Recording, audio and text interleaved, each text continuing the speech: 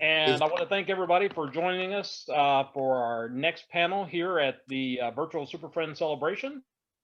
My name is Dan Johnson, and I am honored today to be joined by some of the folks who made my Saturday mornings very awesome and very cool.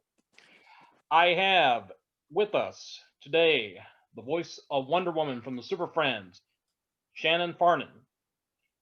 I have, with one magic word, Shazam, John Davey, Captain Marvel, and his alter ego, Billy Batson. Michael Gray. From the Secrets of Isis, we have with us Joanna Pang-Atkins and Brian Cutler. And joining us are a couple of our special guests, Andy Mangels and Jeff Breslauer. These are guys that I know to be super fans. They love superheroes as much as I do, and as much as you folks do, because you're here to talk with these fine folks. I'd like to start just by welcoming all our guests, and again thanking them for being here this weekend. We're honored to have you guys here. And basically what we're going to do is, this is going to be very fast and loose. I'm going to ask you guys a couple of questions, and if there are questions from our guest and the audience, we're going to take those as well. First of all, just again, Saturday morning cartoons, Saturday morning live action shows. When I was a kid, that was the thing I lived for. Every Saturday morning after a week of school, before you had to go to church on Sunday, or do family things, Saturday morning was your free time. That was the time that you got to be a kid. You got to watch your favorite shows, and that was the thing I lived for. And again, you guys, I lived in that magic spot of the 1970s and 80s where you could enjoy some of the finest programming on the air if you were a superhero fan. And again, you guys were all a part of that. And so thank you very much. For me, and I'm sure I speak for everybody in the audience too, we just want to say that you guys made our childhoods magic and memorable, and you guys are just awesome. Thank you very much. Here. I want to start off by asking all of you just how you got involved as far as your different roles, how you got involved with it, and also just what kind of reactions you guys have had from various folks. I'm going to say ladies first. And since I see Shannon on here at the very top of the list, I'm going to go with her first. Shannon, how did you get part of Wonder Woman on Super Friends? I had the pleasure of working with the director, Wally Burr, on a commercial, a Flintstone vitamin commercial. And down the line, lo and behold, my agent called and said they'd like you to come down to Hanna-Barbera and audition for Wonder Woman. Well, I thought it was a bit of a joke, actually, but I said, really? And sure enough, it was Wally Burr, and he had liked my work and asked me to audition, and we played around with the part, and he sent it to the network, all the taping, and they liked me. So the rest is history. Cool. And we talked about this the other day, that you had the opportunity. You were only the second person to ever do Wonder Woman, and even then it was only one person had done that for one episode of the Brady Bunch Kids. So you basically defined that character for my generation. It was my pleasure to be the voice of her debut in a cartoon that was live, and I thought that was rather fortuitous since we were both born in the same year. And I grew up being a very independent, strong woman. And that's exactly what the man had in mind when he created her. Awesome. Joanna, how about yourself? How did you get involved with Secrets of Isis? It was kind of a three-step process. It started when I was doing an off-Broadway show, and it turned out that a CBS producer was in the show. And in the I don't even remember really what the show was about, except that I know I had a monologue. And in the monologue, I punctuated things with a Japanese fan and did some little movements. Well, after the show, he sent a note back. I met him and he said, I am a director and producer on Patrick Family. It's a CBS syndicated show. So it played in selected countries. We filmed in selected cities. We filmed in New York. And, like 2 weeks later, I went and had a meeting with him at CBS Studios. And he said, I have members of the family. It was hosted by Carol Corbett and a puppet named Rags. And they had a music, they brought me in as the music and dance lady. But I was actually really young. And they had a math lady, they had a science lady, and they had different fun events for the kids to watch. It was Saturday morning, 7 a.m. And so I was doing that show. And then when they were casting for ISIS, I got a call from Alan Duchovny, who was head of children's programming at CBS in New York.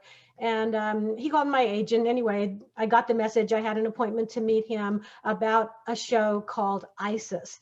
And I don't know if you've heard the story before, but I thought that ISIS was about Italian ISIS on the streets of New York, and that it was going to be some kind of story about, teens selling the ISIS or stealing the ISIS or something like that. I had no idea. But anyway, when I went to meet him, he said, we're doing this show in California, and I've seen you on Patrick Family, and we've been watching you, and would you fly out to California and meet the people out there, because they are casting for a part that we think that you would be right for. So it all happened really, really fast. Like 4 days later, I was on a plane to New York. My agent was out there. He picked me up. I stayed with him. The next day, he took me to the audition. I did my audition. I walked out, and 5 minutes later, the producers and whoever else was seeing me at the audition walked out and said I had the part. So it was great. It happened really fast. I flew back to New York. I closed up my apartment and flew back out to California like 2 or 3 weeks later. And that's how I got it. Awesome. Michael, I want to say it's a pleasure meeting you for the first time here. I've had a chance to talk to everyone else yesterday and all, but it's a pleasure having you join us. Thank you, Dan. And I'd love to know, how did you become Billy Batson? Well, I had just finished shooting a TV series called The Little People in Hawaii. And after the first season, they changed it to the Brian Keith Show, and my character was eliminated. So I came back to California, and I got a call from my agent and said, Filmation Studios wants to talk to you about playing Billy Batson in a series called Shazam on Saturday morning. So would you drive out to Filmation Studios? And I did. I went out there and I walked in the office, and there was Lou Scheimer and Norm Prescott sitting there with Les Tremaine. And I looked at, I jaw dropped, Les Tremaine sitting there. Really cool. Yeah. So we basically just talked. I didn't even audition. They just said, would you be willing to play Billy Batson? I said, of course I would. Actually, I was unemployed too, because I wasn't doing the Brian Keith Show or the Little People anymore. So it was a blast. I loved doing every minute of it. It was great. It was great. I wish it would have gone longer than 3 years, but I had so much fun doing it. I loved it. I was going to say Shazam was one of my favorite shows as a kid. I've already told John how much I loved that show as a kid. When I was growing up, our CBS affiliate would run Batman during the weekdays. So I'd watch Batman Monday to Friday and then Shazam on Saturday morning. So that was very awesome. It was a great show. I didn't realize when I do Comic-Cons now, every time I do a Comic-Con, literally, people come up to me and tell me how the show, the moral values of the show helped change their lives. Not everybody, but a lot of people. They had abusive parents, or they had other issues. They were picked on, at school or whatever by bullies. And Saturday morning, Shazam was their escape. So they took a bowl of cereal, sat down every Saturday morning, and it was their escape. And it's heartwarming when they tell me that. Literally, I mean, some of them actually said the show kept them alive. And that's why I love meeting my fans when I do Comic-Cons. It's heartwarming. They're wonderful people. And I'm just so proud that I did a show like that with great moral values like that. Like I said, earlier we mentioned we need that nowadays. That was great. I was going to say, it's amazing. A lot of folks sometimes will look at a show and they'll dismiss it and they'll say, well, it's just a kid's show. But they don't understand how, the one thing I've learned is that regardless of a story that's told, a story, a movie, a TV show, it affects somebody some way Mhm. and can sometimes change their life for the better. And like you said, it can be the lifeline that they need. That's part of one of the reasons one of the things I was going to ask you guys about was the reaction that you've had from fans. What kind of stories have you heard from fans about how the shows changed their lives or how it impacted them? Hmm. There's anyone like to start, Brian? Sure, I'll start. Hi, I'm Brian. Nice to see all of you, and thanks for being here. Hi, Joel. How are you? Loved our chat yesterday. Uh, I'm amazed at the impact that the Shazam ISIS Hour had on people, and it's over 45 years ago. It's hard to believe, but it is. And I'll give you a couple of stories. I got a letter a few years ago from a gentleman, an Asian gentleman in New York, who's a very, very successful financial guy. And we communicated for quite some time. And then once in a conversation, he said, "I want to thank you." And I said, "For what?" He said, "Well, in the neighborhood where I grew up in New York, everybody that I grew up with is either in jail or dead. And because of what I learned, all the lessons and the roles that I watched you guys show and share and develop, I've become one of the most successful finance guys in New York on Wall Street." That's just one. I mean, the stories are amazing. The Joel shared yesterday. He made me speechless, and I speak for a living, so I don't get speechless very often.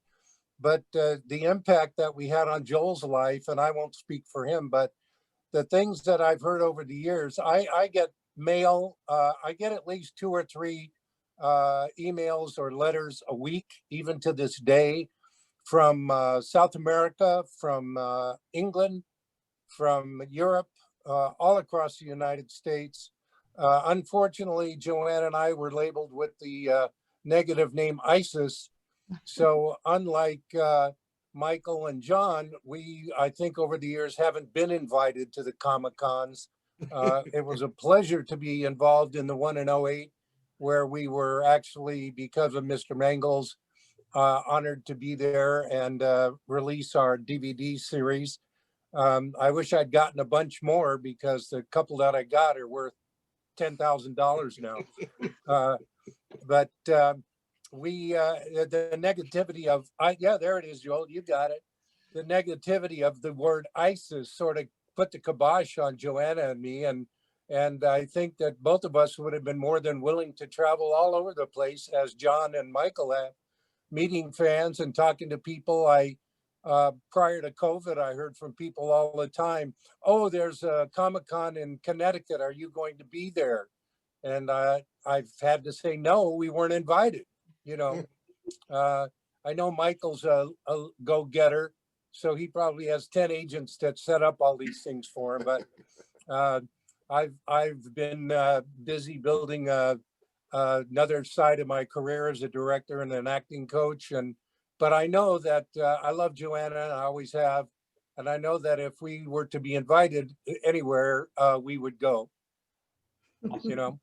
So that's, I mean, I could tell you 100 stories, though, or more than 100. Yeah, Joanna, I'm sorry. No, I was just going to say, I absolutely agree with you. And even with my work in school, I talk about the TV show that I was on and how it is for children. And that I know that ISIS has a bad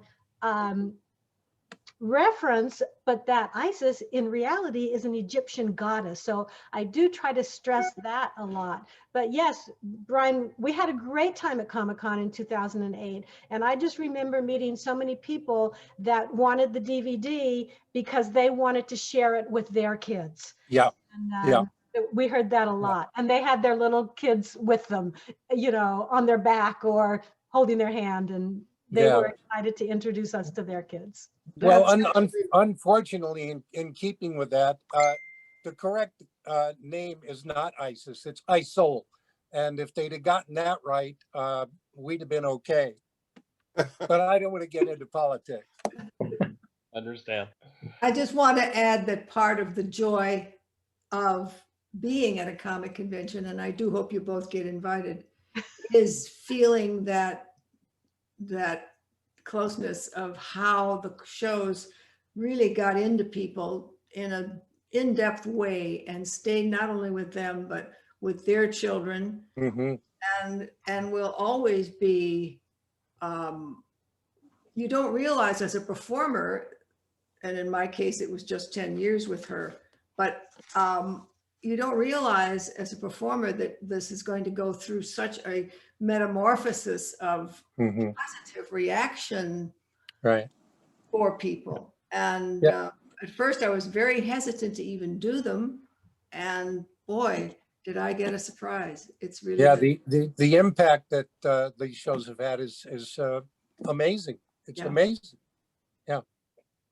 Guys, Can I interject here for a minute? No, Oh, okay. Thank you, Brian. you're welcome, Andy. So one of the things I've been reporting on the links between Hollywood and comics for about 35 years now, writing about it. And one of the things that almost everyone has said from that era, from the 70s up into the 60s, 70s, and up into even the early 80s, is nobody had any idea what kind of life the shows would continue to have. Because at that point, the best you could hope for was that your show would go into reruns and be shown in syndication and so forth. And so when people talk about not knowing what effect would have, everybody knew or had some concept as to, because you've all told me, kids coming up to you in stores or on the street or things like that, you have an idea what effect it's having at that point in time, but nobody had a concept that these would be digitally streaming or available on DVD, or that we would be doing documentaries about them or comic conventions or things like that, because those things didn't exist back then. Yeah. Oh, guys, I was going to say we didn't have John initially, but John is able to join us now. John, how's it going? I'm doing fine. You can just call me Mel Torme. I'm only the voice today. I'm not on Zoom. Then I muted myself and couldn't unmute, so here I am. No How do you problem. like being a dinosaur, John boy? Oh boy. I think my wife has fallen in love with that mute button. No, I better watch out. Yeah, she tries to mute you every once in a while, John. Hey, Mike. Hey, Johnny. Big Red, how you doing? I'm doing okay. Good. Now, John, I was just asking everyone about the impact that the shows have had on the kids that watched the shows back in the day, and about how there's so many folks that I've talked to where shows like Shazam, ISIS, Superfriends, they were a lifeline for kids. They were the one they look forward to on Saturday mornings. And we're just asking about experiences that you've had meeting with fans. Any standout stories where somebody talked to you about how the show and your role as Captain Marvel changed their life? well, I've been listening to some of the ongoing show here, but I just wasn't up to speed. But as far as my own experiences, they were a lot like Mike's. I mean, I just from out of nowhere you hear these stories about how much our show, and specifically the tags at the end of the show that inspired kids to live cleaner, better, and that I had no idea at the time I was doing the show that it would have that kind of effect. It would last on through the decades, and so it's quite inspiring, and a lot of the experiences that I have with the fans though were also pretty funny, like the parents would often come up to me when I was doing those shows, during the time that we were actually shooting Shazam, and they'd say, "I just want to thank you because you're the reason that me and my wife can sleep late on Saturday mornings." So I always like to help out a little. I did want to ask all you guys, when was the first time that you knew your characters were reaching an audience? When was the first time you had somebody come up and say, "Hey, wait a minute, you're Billy Batson," or "Hey, I know that voice. That's Wonder Woman."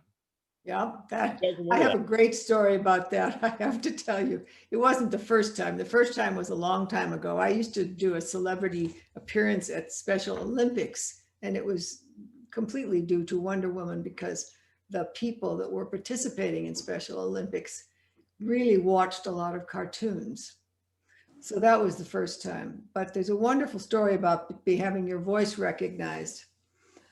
My husband and I at the time were traveling, and his sister was giving us a anniversary present of, and where this is a small town that we were in at this point, not living, but visiting. And she arranged for us to be in the best hotel in town. And it's very small, the town. So I was delighted, and the hotel was very impressive. And I get to the check-in, we were all there, and his sister and her husband were there. We were going to have dinner, and we're checking in, and really we're just talking to each other. And all of a sudden, the woman at the counter says, "Oh my goodness, you sound just like Wonder Woman." I mean, it just threw me against the wall that anybody could see someone out of place like that and make that connection. So it was quite a surprise. Shannon, I got to admit, I hear your voice, and I'm taken aback to being 7 years old again. You got the magic. I think I was a little bigger voiced for the part, but that's good. I appreciate that. Well, how about the rest of you? Surprise once. CBS sent me, this was in the midst of filming season 1, obviously, and they sent me to Medford, Oregon to be the Grand Marshal of the Pear Blossom Festival. Right? I think he's heard this story. So my mother traveled with me. So we flew to Medford, and it was in the day when they didn't have the jetway where you walk outside down the stairs. So the plane lands, and I look out the window, and I turned to my mother and I said, "Oh my goodness, I wonder who's on the plane. Look outside, there's a band, and there's a red carpet, and there's a ton of people out there." And she looked at me and she said, "Well, I think it's for you." I was totally shocked. I was totally shocked, but it was a great weekend. It was really, really fun.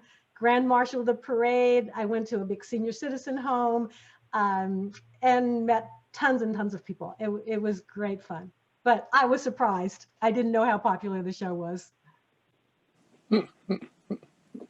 Michael, how about yourself? When was the first time that you knew people knew who you were as Billy Batson and as an actor? What happened was, I would say probably maybe half of the first season was over, and we were always shooting on location. So it got to the point where fans would show up for the shoot, and they'd be standing around watching us. And sometimes we had to stop shooting because of it. But then there were times I would walk down the street in the area where I lived, and I would hear people yell Shazam out their car door windows or whatever it was. And I had a problem too, because at that point I was so popular in the teenage magazines, sometimes I couldn't leave my house. And then somehow people found out where I lived. So I would like get ready to go out of my apartment. I'd look out the window and there was a group of people sitting in the driveway. So I couldn't go out. So it was fun, but it got to the point it was a little out of control. I liked it. It was fun. The show was very popular. And even to this day, I mean, at my age, not necessarily at a Comic-Con, but I can go into a store somewhere and people yell from the corner, "Hey, there's Billy Batson." I still look the same. I don't think so, but Well, I can imagine it could be a little scary. I mean, at first you're overwhelmed. It's like, oh my God, I've got all these fans, and then you need a little bit of breathing space too. It's like I need just some alone time, just some privacy. I can imagine that could be a little scary at times though. Exactly, it can be, yeah. Yeah. That's when you call John Davey over and say, John, can you help me move something? Just walk to the drive-through. Just walk to the driveway real fast, and I'm gonna be at the back. You know, I never had the fan problem like Mike did. Mike I kind of yearned for it, but I didn't have it. I didn't have to lock myself in a closet or anything. I was perfectly safe to walk around the streets. Well, no one's gonna mess with you anyway. You're an ex-Marine, you're ex-heavyweight prize fighter, and you're Captain Marvel. Who's gonna mess with you? Trifecta. What else, Brian? How about yourself? What's that? When was the first time that you got recognized from ISIS? I from the very beginning of the show, I don't know why I did a big autograph signing. A studio sent me up to this Universal Walk, and I knew the show was. There was a sense that the show would be successful because Shazam had been successful, and I didn't realize how successful until I don't know how many thousands of people crowded around this little kiosk I was in, and I signed autographs for like 14 hours, you know. Traveling, I agree with Michael. I was young and pretty then, as Michael was, and it became difficult to go out. I had 2 young kids at the time, and all their friends at school, of course, knew, you know, who Michael was and who Cindy was and who Captain Marvel was. And they'd say, well, what about your dad? They'd say, that's Dad. Didn't mean diddly to them. It was just Dad. I think in all the episodes we shot, they came on location once and they were bored to death. And I said, well, that's what show business is about. You know, it's like the military, John Boy, hurry up and wait. You know, and that's what it's like. But from that time on, which was just maybe halfway through the first season, I knew that we were in some wonderful trouble. Well, Yeah. I did want to ask you, Brian, you brought up a very good point, and this is something I wanted to ask about because I'm always fascinated to hear the story from different people about this. You've got kids all over the place that love you guys. Again, you're Wonder Woman, you're Captain Marvel, you're ISIS's best friend, you're Captain Marvel's alter ego. You've got adults that remember you guys, they love you guys. What about the family reaction? Because John had a great story about his granddaughter watching Shazam for the first time. And I was just kind of curious, what did your family members and kids, if you had kids, what did they think about you being these superheroes? Oh, you mean immediate family? Yeah. Oh, never thought twice about it. They just, mom's going to work. Just another day for mom to go to work. Be back. Yeah. I would have been bragging like crazy. My mom could beat your mom up. But you see, I wasn't a superhero. I was Lois Lane. No, I mean, my children were very young. My siblings and other people, I mean, remember this Comic-Con thing hadn't started and Wonder Woman was still new in the sense to the world as a major superhero. She's still growing as a superhero, but people just, well, I did so much in other areas of the business that it wasn't like, that wasn't particularly special. And my children at the time were like 4. And I took them into the studio one day and I was glad I brought crayons because after about 10 minutes, Yep. that was enough. Yeah. Yeah. Joanna has a story about her son in Comic-Con now. Oh yeah, I have that story. I was going to tell another story, Andy, but Oh, okay. Go ahead. No, go ahead. that's a good one too. Yeah, that's a good one about my son. That was well, I'll tell that one since Andy brought it up. That was in 2008 when Andy arranged for us to come out and help promote the fabulous DVD he did. Turned out great. So my son, yeah, there it is. So my son at the time, I can't remember exactly how old he was, but he loved the show Lost, where the airplane crashed. That was a big show at the time. So my son was never really impressed with my, sort of celebrity, but so Brian and I and some other people, Andy had set up this panel. We're on this panel. My son comes, he watches my panel for like 5 minutes, but he was impressed with my celebrity when Andy helped me arrange VIP tickets for the Lost panel. The Lost panel was in the biggest room at Comic-Con. Thousands of people wait in line. So we had 3 passes, my son, my husband, and myself. We walked right in. There's a whole separate section. He was impressed with me then that I got. But the other story I can just tell really quickly is that my mother taught ballet at San Francisco Ballet. She had her own studio, and every Saturday morning, they would stop their ballet class and watch a half an hour of Isis. My grandmother was a huge fan of the show. However, she's passed away, but she would always say her favorite thing that I ever did was dance with my brother on the Lawrence Welk show. That was her all-time favorite thing that I ever did. Yeah. Well, John, do you mind sharing the story about your granddaughter? Because I thought that was a very cute story. Okay, can I tell a little story about that actually happened while we were shooting? Sure. I think Mike will probably remember this story, but we were shooting on location, and I was just standing outside watching them shoot. And when you're on location, there are usually quite a few people that are standing around trying to watch the shoot. And so I'm standing there, and this little kid, I feel this kid tugging on my cape. And I looked around and I said, "Yeah, what's up?" He said, "Captain Marvel, will you do me a favor?" And I said, "Yeah, sure." He said, "That kid over there, he keeps hitting me with a stick."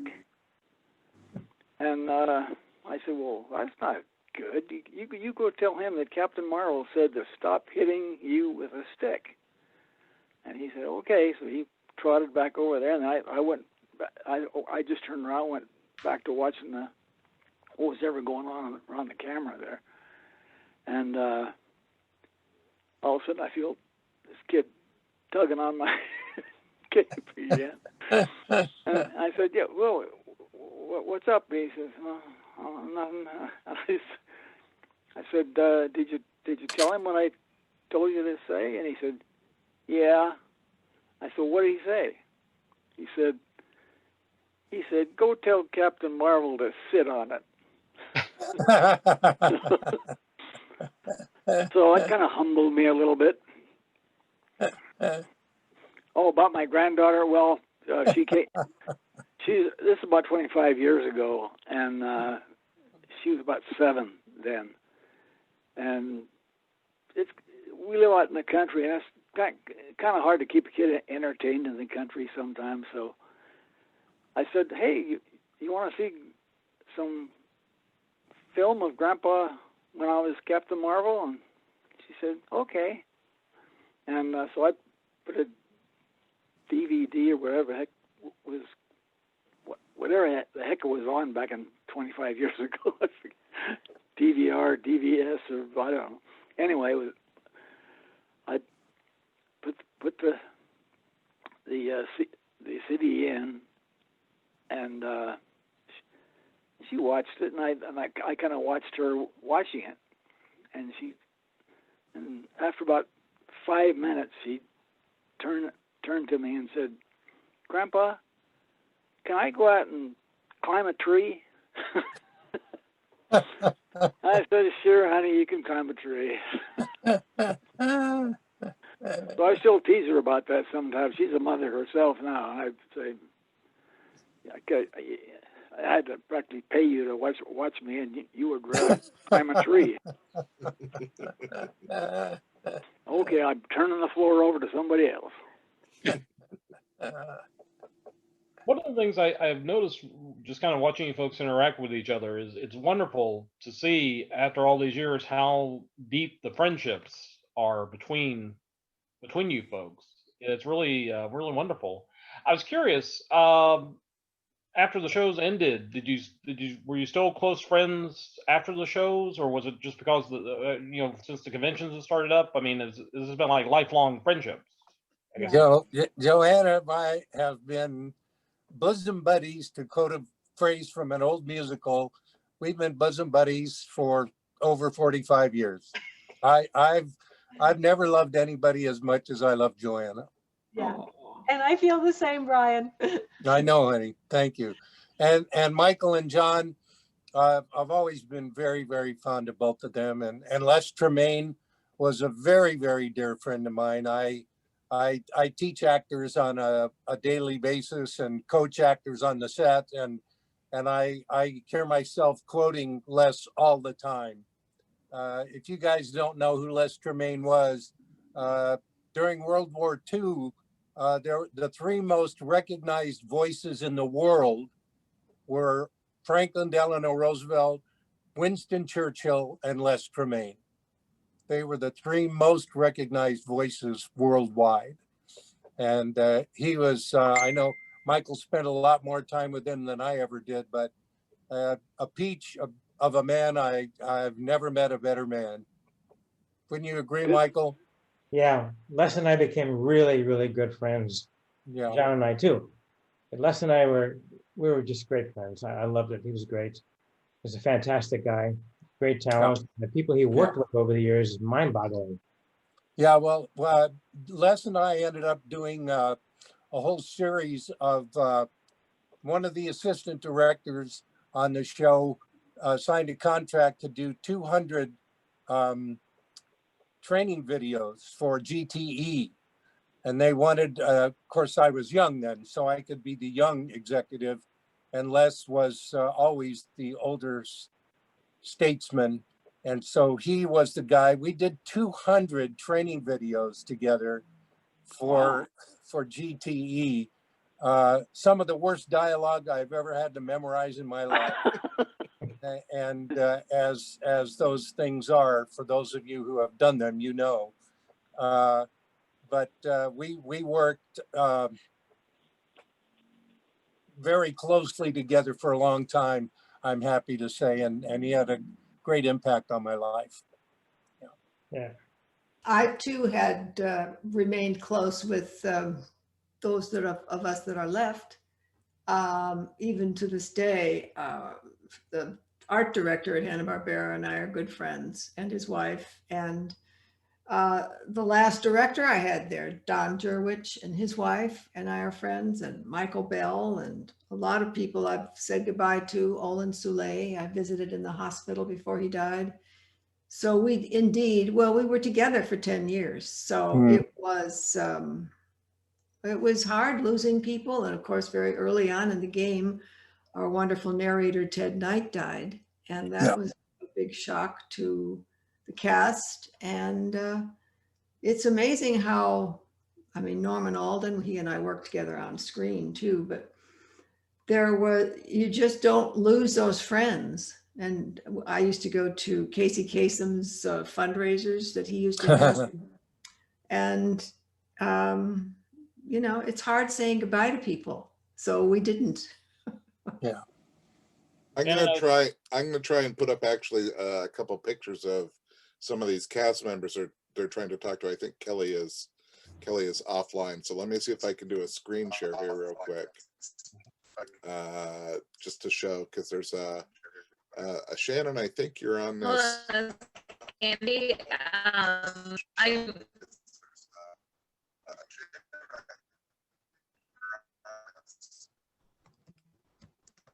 Hello? Hello? She said she's going to give you host privileges, Andy, so you Oh, can okay, do okay, something. okay. Just a sec here, and I'm gonna. Actually, what she said was,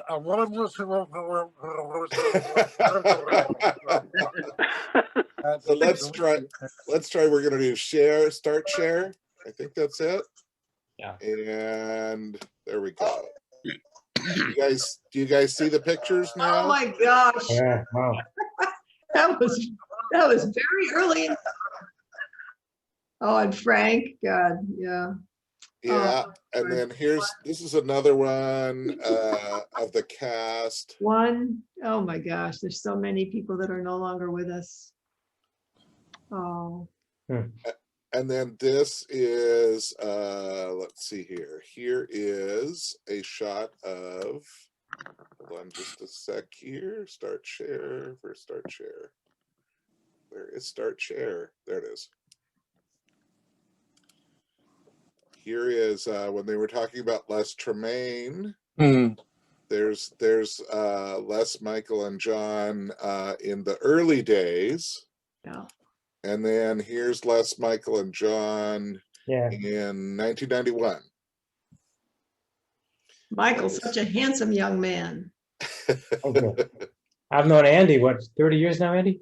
Yeah, since then, since 91, yeah. Yeah, Andy and our buddies. Good guy, Andy. Andy took that 30, shot.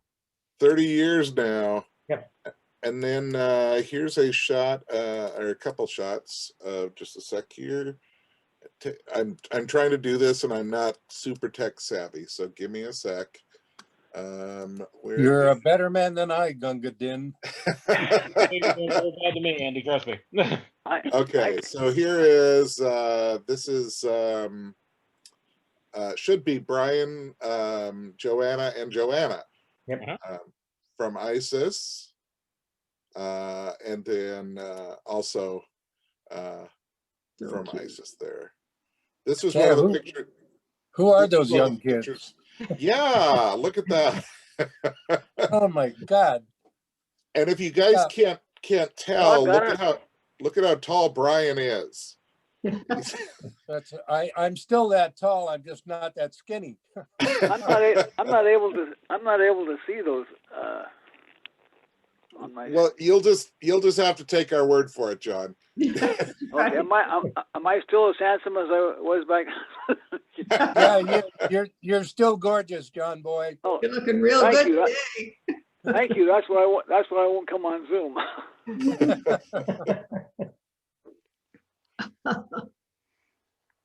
All right, we're off screen share, right? We are back to normal. Okay. Yeah. Guys, Back to you, Diane.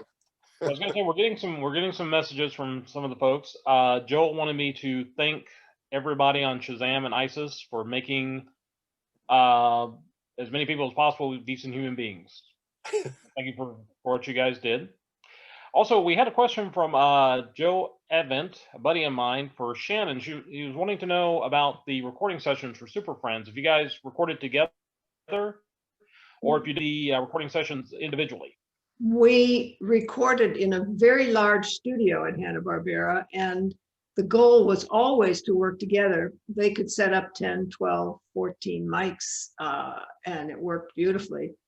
Occasionally, because we all did other things in the business, and this was usually done in the spring, recorded in the spring, somewhere in there, although it wouldn't matter. But they would give us that opportunity with no problem, and then they would call us in individually, and we would record in a small booth. We've got a question here about asking about speaking directly to the guest, and for time, just to make sure we've got enough time for everybody, I'll just ask if everybody has a question, just type it and let me know what it is, and I'll be happy to pass it along. So if you have questions, by all means, please let me know. We have a message from Charlie Rose. Thanks to all the celebrity guests for being so accessible to your fans. Like I said, hold on a second. For Brian, what are your memories of working with my childhood idol, Bill Bixby. I got that. Yeah, you sent me that message or very early this morning for me. It was about 5:30 this morning when that message came through. It's a good thing I don't sleep a lot. Well, doing the guest star role on Incredible Hulk was really great. It was a 6-week shoot, which for a TV show is, as all of you know, is amazing. And it ended up being a 2-hour movie that they sold to Europe and the United Kingdom as a 2-hour movie. Working with Bill Bixby was marvelous. He was a wonderful, wonderful guy. I grew up with his wife, and they had a very tragic life, as successful as they both were. Her name was Brenda Benet, and we went all through school together. Their son, they lived in Malibu in a gorgeous house, and their son, I think he was 5 or 6 at the time, was digging a tunnel in the sand. The sand collapsed and killed him. And neither one of them were ever the same after that. He died way too young, of course, and after he died, she died shortly after. It was really, that money doesn't make you happy, folks. If you think it does, it doesn't. Tragedy can strike anybody, poor or rich. But working with him was a thrill. Working with Marion Hartley, what I loved about my career, and I've been a working actor for over 70 years, operative word, working. And I'm not being boastful. I'm grateful. I'm enormously grateful that I've never had to have a job in my life. And to work with people that you've admired coming up in this business is a thrill, for me anyway. And to work with Bill and Marion Hartley, who was his love interest on that 2-hour show, was great. And Lou Ferrigno and I he did all his own stunts. Unfortunately for me on that show, I did all my own stunts and got to get bounced around by Lou. I was quite bruised at the end of that. But I have an interesting story about that. When young actors or people new to the business say, well, how long will I be on a set? I tell them, well, you want to know the longest period of time I was on a set before I shot? And it was on that episode, because in the episode, after I get into a fight with Bill and throw him off a 2-story balcony into a glass coffee table, then he turns into the Hulk. He comes up, we have our fight. He beats me to death, almost, grabs my hair, which is a toupee, pulls it off. I'm bald, pushes me through a wall into a clothes hamper. And then he jumps down into the living room, and he's supposed to pull this breakaway set, and the whole apartment is supposed to collapse. Well, the crew was so great that the breakaway set didn't break away. Oh. And so my call was Thursday, 4 a.m., and I got my last shot at 2 a.m. Friday morning. So that's the story I tell people when they ask how long you're going to be on a set or how long you're going to be in a recording studio. I say the whole thing is you've got to be in great shape for your body type, because you never know if you're going to be in a session for 15 minutes or 9 hours. So stay in great shape, guys, But working with Bill was a thrill. I can't tell you the number of people I've worked with in my life that are big stars that were. I had the honor of working with Lucy Ball. I had the honor of working with Robin Williams. These people were great human beings and fabulous to work with, and great givers and great sharers. And Bill Bixby was right at the top of the list. Yeah. Guys, I was going to say, we're coming up on 5 o'clock. I wish we had 2 or 3 hours, because I have so many questions. I know everybody else does too. I would like to end with the question that was asked to us, though, about each of you, the characters that you portrayed, heroes, confidants of heroes, good guys all around. What were the personality traits that you put from yourself into these characters? And I would add, what character traits from your characters do you think you incorporate into your life? That's a Well, lot. I refuse to wear high heels like Lois Lane. I won't do that. I think that I don't know that any of us knew the impact that doing those shows would have on anybody. On me, to work with the people that I work with, Hollingsworth Morse, and people that have gone on to become Heaven Bound, and others that have gone on to become, Steve Nicolaides was a PA on our show, and he ended up being one of the biggest EPs in television and films. To work with those people was phenomenal. So you take a little piece. It's like being in a war zone, which unfortunately I had the pleasure of doing for 2 years. You don't remember the really bad stuff. You only remember the good stuff. And if you want to stay healthy and positive and be a positive force in life, I think you take all those good lessons that you learn and apply them to your life. So that's what I've done with everything I learned from those people and everything I learned during the show. Awesome. Anyone else? Shannon, you had a comment? Me, well, I was honored to do the role of Wonder Woman. Every job I've ever had in every area of the business, I've put all I have into it, and you get back from what you give. And I have gotten a lot back from I've learned from every job I've ever done, and I'm still learning. But I would say that the thing I carry with me as a human is that truth and justice and strength and equality are paramount in my life, and I've taught it to my children. And I gave it and got it from the role of Wonder Woman. Michael, John, Joanna, anything to add? I think Shannon and Brian said so much what I feel. You learn something from every single job that you do. And the character of Cindy, I loved her. She was like me. I didn't have to work too hard to be Cindy Lee. She was upbeat. She was involved. She wanted to help people. She wanted to do good things.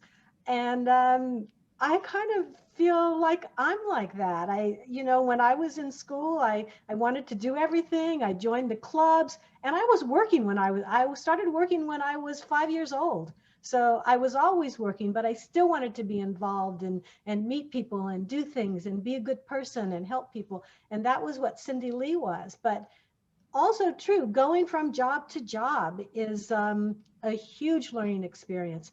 ISIS was great, and people asked me, and nobody asked me yet, which I'm surprised, why didn't you do the second season? Well, that's a question I am asked all the time.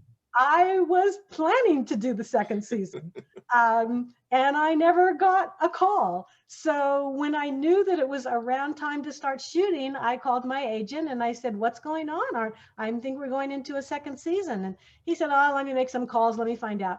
Anyway, to make a long story short, he came back with, all they're saying is they're going in a different direction. And that's the standard line that they give you. They're going in a different direction. And was I disappointed? Yes, of course I was disappointed. However, so was I. Yeah, thank you, Brian.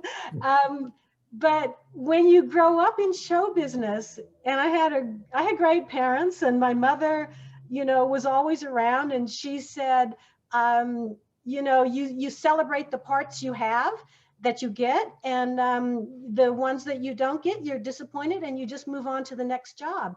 And so my attitude always was, ISIS was a great job. I loved it. But I have had a lot of great jobs with a lot of great memories. But anyway, Cindy Lee was like me in school, so I liked her. Yeah. Awesome. Michael, John? Michael? Well, Take it away, kid. I enjoyed every role I ever played, going way back to the late 60s. But playing Billy Batson was my favorite, and I still can't believe the resurgence when the Shazam movie came out. Actually, back in 2012, when I went down to San Diego Comic-Con with Warner Brothers to promote the DVD, that's when they started the resurgence of Shazam. And now it's almost as popular as it was when the show was on the air.